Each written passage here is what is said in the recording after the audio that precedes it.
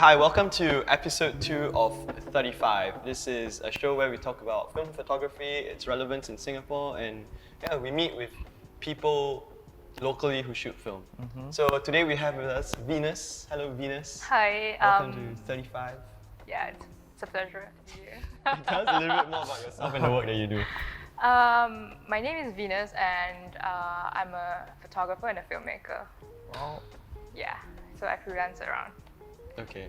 So I understand that and the genre of photography that mainly attracts you to in film photography, I suppose portraits, right? Yeah, so I mostly shoot portraits, rarely shoot landscape, and then I make mostly art films. Yeah. Okay. It's very interesting, very indie. Yeah. And I love that. I mean, yeah, and I can see here, you've got your Mamiya RZ67, beautiful camera, produces beautiful photos like yours. And yeah, so I just want to talk about your experience with film photography and one of the reasons why you shoot film. I just started out 2 years back, I was shooting digitally, then I started to move on to film photography. I was on Instagram, and then a friend told me that I should shoot on film. And then I tried it. I was shooting on 35mm. Then slowly I I moved to medium format. So I feel like using film as a medium, I feel like it's just a tool. Equipment is just a tool. Right. I don't define I should shoot just on digital or film, but I feel like film is more personal to me. It feels more nostalgia. It feels so much more personal to me that I don't use words to explain it. Right, because it kind of reaches out more. Yeah, entices it has you. a look that I want it to show. A look that digital photos just can't replicate. Not that we have anything against. I feel photos. You can never replicate film. Even the colors, the grains, and everything. Right. Okay, I mean, that's really true because as a film photographer myself, this is, it's always something that I'm trying to explain when people ask me, why do I shoot film? And I'm just thinking of the many reasons as to, what it is. Can it be There's color? too many reasons. Right, I can't say it if not none at all, because it's ineffable. Yeah, but so moving forward, what kind of gave you, okay, so your friend was hey, try film and whatnot. And I would say, what is the biggest takeaway you have from your experiences with film so far? Shooting on film, I was using SLR, so it's more of a manual film camera. It teaches me actually, at first I was oh, how do I expose this? Then I got a light meter, and then when you are shooting, practicing every single time, you just realize that you don't need a light meter anymore. You know that, oh, this is how much is the ISO and the exposure basically. You know what is it. So I feel that's a craft. You have to train it, and then you feel oh, I think I know this exposure, when you're shooting film.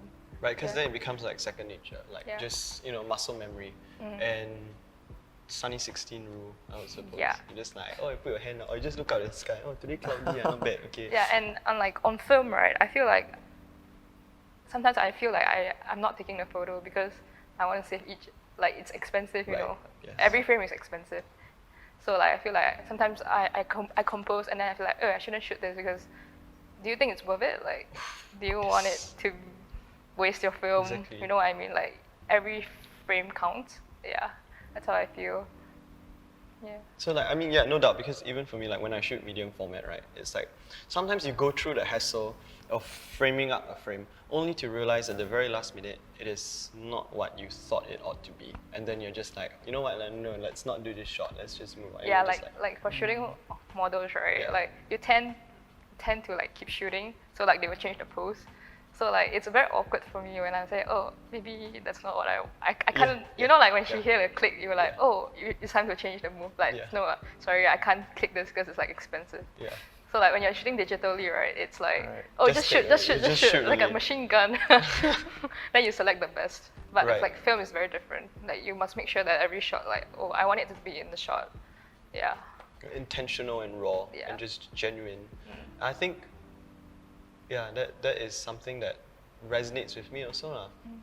I think one thing I really love is that the notion of how that through your work, right, you can tell that you strongly believe in the camera just being the tool. Like you're not a very, I would say a very gear-driven person, right? It's really just one camera, you know, your RZ and yourself, and together with the subject. And yeah, so moving forward, how do you think film photography helps you in terms of like whether it's to, you know, wind down or like, because I understand you have a full-time job as well. So like it's this film thing for you, it's more passion, right?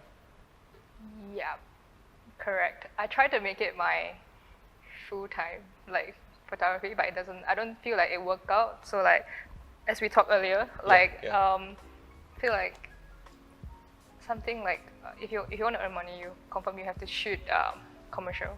Right. And I feel like that's not what I want. Yes. I prefer shooting more like passion projects, and then yeah, you know, like it pays the bills. So like. Yeah, that's true. I think like on a realistic note, like on the talking point, what we were speaking earlier, like off camera, was that how sometimes like as creatives, right, in order to make it work, we have to take on like certain projects in order to make ends meet. And you know, there are deadlines and people to answer to, and sometimes it's different. It's just not the same as to your own project where you're just free to do as you please and what you like. But this one, on the other hand, you have to work. And with that creative process you have, added with like the pressure and deadlines, right? It sometimes does like, well, it can really tire you out, lah. Yeah. It does to me. Yeah, I really hate that. So like, I prefer to do more passion projects. So I'm also like trying to freelance in filmmaking. So yeah. Okay, my turn to hold the laptop. Yeah, okay. So okay, and the next question, moving forward, right? What motivates you? The first question, okay, there's two to this one, but I'll start the first one. What motivates you? Okay, so the thing is, I really lack motivation a lot. So, but like the passion for film, like sometimes, like you know, when I scroll Instagram, when I consume social media, like you find, or when I go on Vimeo as well, like I find very creative work inspires me, and then I think that kind of motivates me. Like, oh, I can create things like that too. I feel like the problem with me is that I really lazy. I'm lazy sometimes. So like this kind of like inspiration on social media make me like, oh, I think I can do this. I can create again. That's the motivation. Like I find inspiration on social media. I think with that I resonate because I sometimes do find myself also like just kind of lazy lah. Yeah. To be out there, maybe just not in the mood, or you know, Yeah, just like, so uninspired. Yeah, uninspired. You know? That's the word. Not lazy. Yeah. Change that. Uninspired. Yeah. And like, I was just thinking, yeah, but I think it's also because of the environment we're in, perhaps. So you know, and yeah, like, cause like you know, like when you're doing like more commercial stuff, then your creative kind of die down. But I feel like it's like creativity. Like you need to have inspiration, and then it's like I feel like it's lurking around like in my head. It just sometimes it comes and goes. Yeah, so just keep watching inspiration, like looking for inspiration on social media. Yeah. So I think perhaps the first time we met was, I believe at Singapore Art Book Fair. I think it was kind of a high and buy thing because we're all just so busy. And I'm a huge fan of your portraiture work in terms of you using the RZ, you know, shooting. You've got, I believe it's 10 shots, right? The medium format. 10 frames, 6 yes. by 9? 6 by 7. 6 by 7. Yeah. Oh yeah, it's a 6 7. Hey, sorry. Yeah. Oh no. Okay. So anyway, yes, and then I'm a huge fan of that, and like you shooting in 6 by 7. And one of the notable things about your work is that you love to include the film borders, right?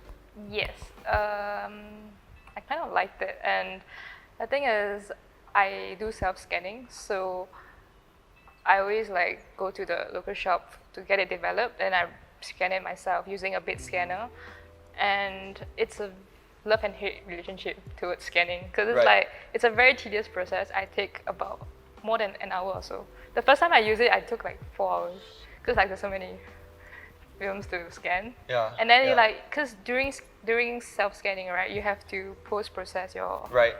films as well. So it's like I want to get this color, and then I just get very frustrated when I couldn't get the color that I want. So I just spend like days scanning Right. sometimes. Yeah. Okay, a bit off topic, but I just want to ask you, like, you know, when you scan your photos, right, and you're like just like working on a computer, do you get like very like restless sometimes, like just, Kind of. and you just want to get out there and just go Yeah, and shoot yeah, instead? yeah. Because Correct. like for me, right, like I know creatives who enjoy just doing DI work, like they can sit down and do that. That's amazing, and I admire that.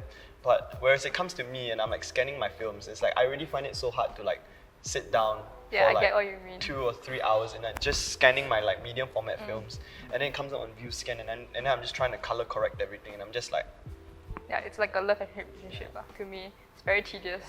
yeah. Yeah. Or either that, or like I could send it to Hands on Film and our friends over at Yeah. Hands on Film. More to come in the next episode. But yeah, anyway, so speaking of which, Okay, so in the portraits that you do, right, like how do you direct your models or like set up for visual direction? So basically, pre-production. So like, I set up a mood board, talk Right. to the models, talk to my friends. Usually my friends, not models. Oh. Just nice, they are models sometimes. yeah. So I send them the mood board, talk to them. Usually on shoot, I just go with the flow. I try not to like, oh, I want this, I want that. I just like experiment around during the shoot. Then it usually doesn't turn out what I want it to be like, but I like the outcome even better. So it's like very unexpected outcome, but I love it even more, you know? Yeah. So just gonna bring out like a photo of Gene. So Gene's the founder of Third Culture, and we met him at Singapore Art Book Fair. So we can see here that I believe you met him also at SGABF, right? Yeah. In 2019. And yeah, I think it's just really where like creatives all come together and we meet. And you can see through that photo, like you scan the borders as well, and it's shot on the 6.7. And like from looking at your work, right, you can tell that you shoot with a lot of natural light, like. Yes, I prefer natural light. I feel like artificial light, it's like you use in studio and Yeah, stuff like yeah, that. I yeah, prefer sure. using It's a bit natural more light. artificial. You just play around. There's like free light. Sunlight is your free light. You can just Right. play around with the light. You don't have to buy the light. Yeah, I completely get what you Yeah, mean. you know what I because mean? I think there was this one point in time where I showed like a professional lighting assistant the kind of vibe I like, the kind of work I do, the kind of lighting I love for film. And he comes up to me, now this guy's a professional, he's like, oh, easy. I'm just like, okay. Yeah, but no, I get it, because there's less technicalities involved, right? Yeah. And it's really, you're just out there shooting. And yeah, I think there was also one series, Black and White, where you have a model laying down on your bed, and he's got a cigarette as well, and it's your work is what I can tell, what I feel from it. It's intentional and it's raw, especially, and like you try your best to try and get like emotions and capture the emotions at the same time. Yeah. With film, and yeah, so like. It's very intimate also, right? Yeah, it's like the shoot was quite intimate. Like it was in my bedroom, so like I invited him. He was my schoolmate. So like I asked him, oh, because he's a model as well. So like, oh, do you want to shoot in my room? And I don't want to spend on a studio space. So just come to my house and then I'll just shoot. And then we just play around, and then we just chat. And then I show him like what I want, and he's like, yeah, definitely we're just playing around, experimenting. Yeah. Like I'm looking here and I don't know, I love the colors that you're able to replicate. Oh, can you tell me a little bit more about this particular image? This one with a lady in the field. Okay, Yeah, this this is very was interesting. taken when I was traveling with my family, and so I was like taking 35mm with my family, and then I'm like, oh, this lady is like, there's no, so she's many just people there, she's around the just field, and then I was like, I'm trying to capture them, and then just nice, the lady was like blocking my view, but in the end it became a nice Yeah, it became a nice composition. photo. So it's like, yeah, like very spontaneous kind of thing. Yeah. I love it. Like I think the colors, you see, that's the thing about film. It's like the colors are just Yeah, entirely yeah, different. right. I could never just use a digital and just take it like that. Like I probably have to, work on it. Yeah, and honestly, like using film, you don't really have to like color grade it. Yeah. because like film stock has It's like their the own outcome is colors. there already. Yeah. And I think there's another one of your photos, the one with there's this lady, right? She's just like looking straight. She's got like blue eyes, and go ahead and underestimate me. That quote. I think it was this one. Is this? Okay. So this is I was with Heiko. Oh, Heiko. It was a Y'all were photo together. walk. Wait, y'all I know think each other. we Oh, were okay, interesting. drinking like tea. I don't remember, but Oh. it's like Haji Lane.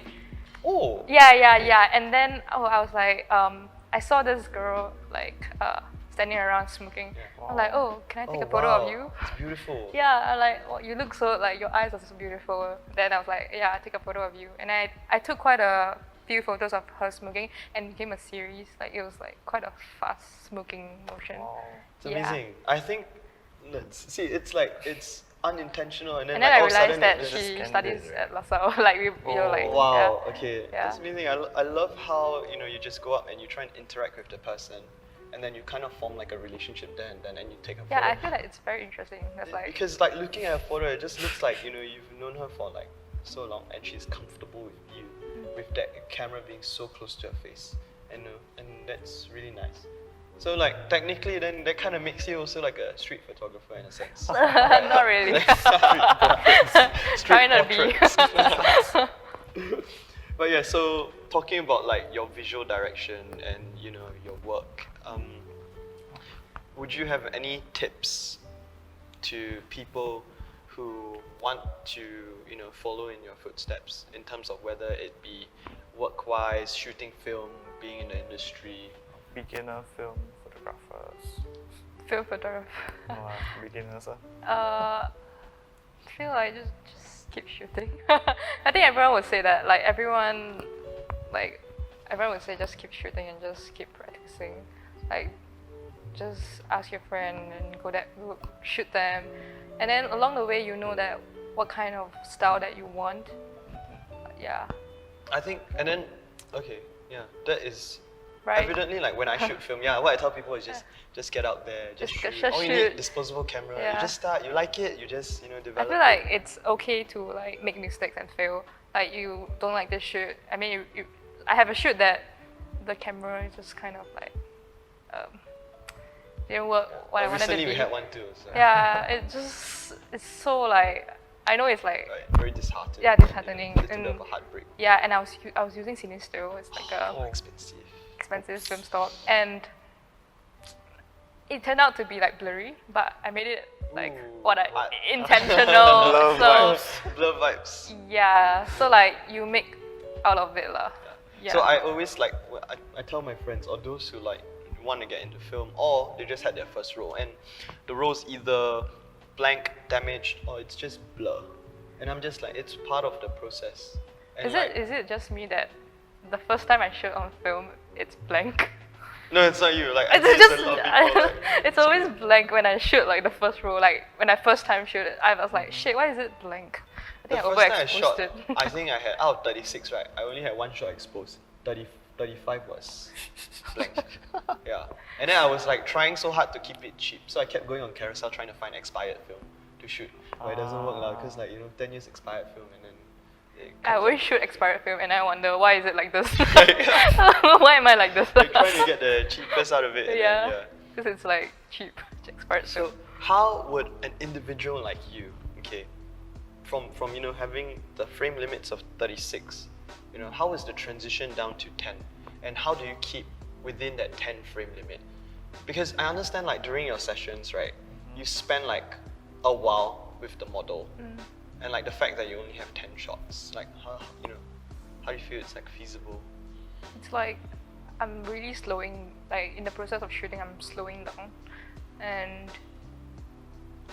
I just like focus on like, oh, I only have. Sometimes I unknowingly that I said that I shot it, like I need to change a roll.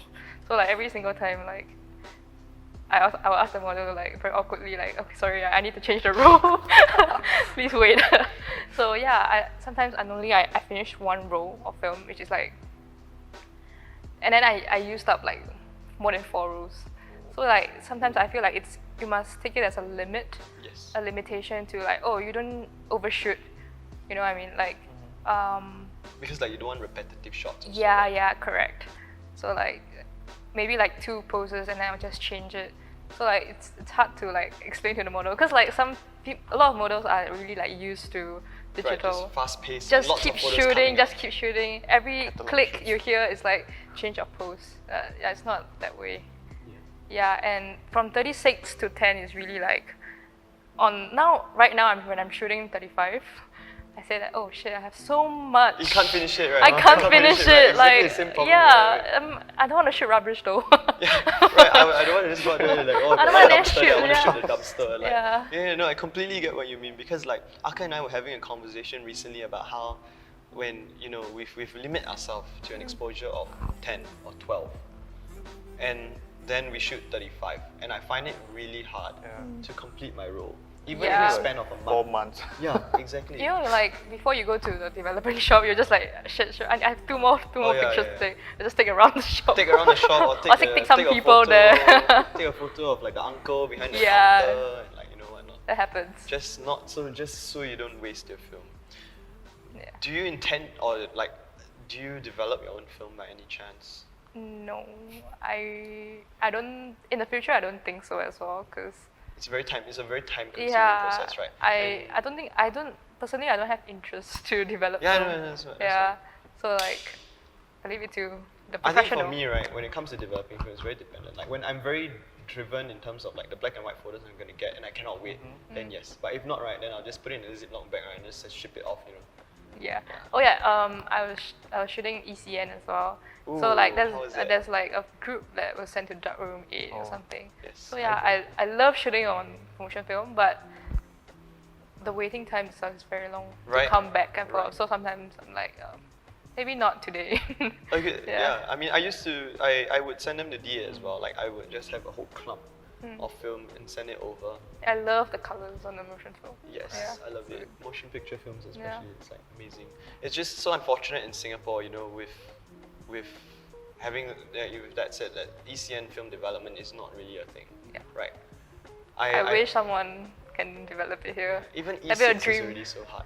Yeah. Also, ACN is like a developing process for motion picture film. So motion picture film, you can convert it and then put it in a 35 reel, but you're gonna need to, when you process it, right, there's this layer called a ramjet, and you need to get rid of that layer in order for the photo to come out, or like for it not to have any funky details. And then E6 is the reversal process in which we do for slide film, and unfortunately both of which are very hard to come by or very, very expensive to come by in Singapore. So yeah, just in case for y'all that don't know what E6 and ECN processes I recently are. started shooting slide film as well. So yeah, I kind of love it. I love the You love colors. slide film? Yeah. Okay.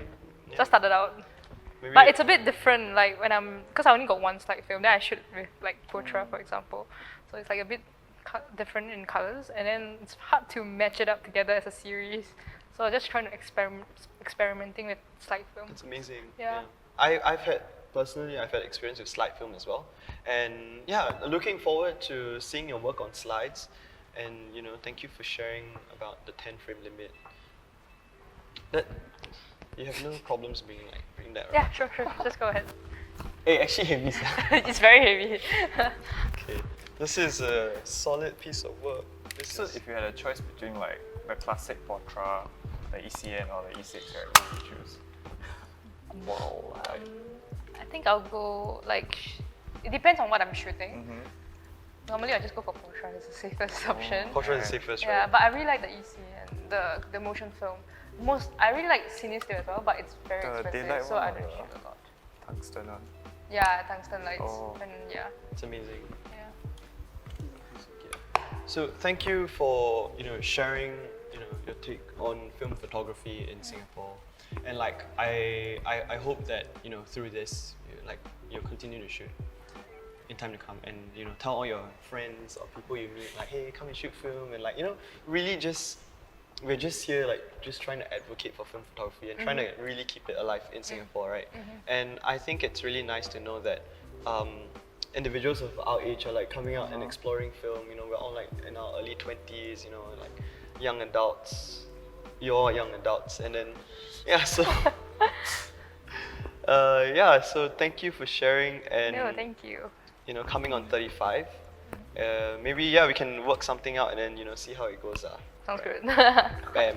So this is Venus. So for today's episode of 35. On our next episode, we'll be sharing more about our friends over at Hands on Film.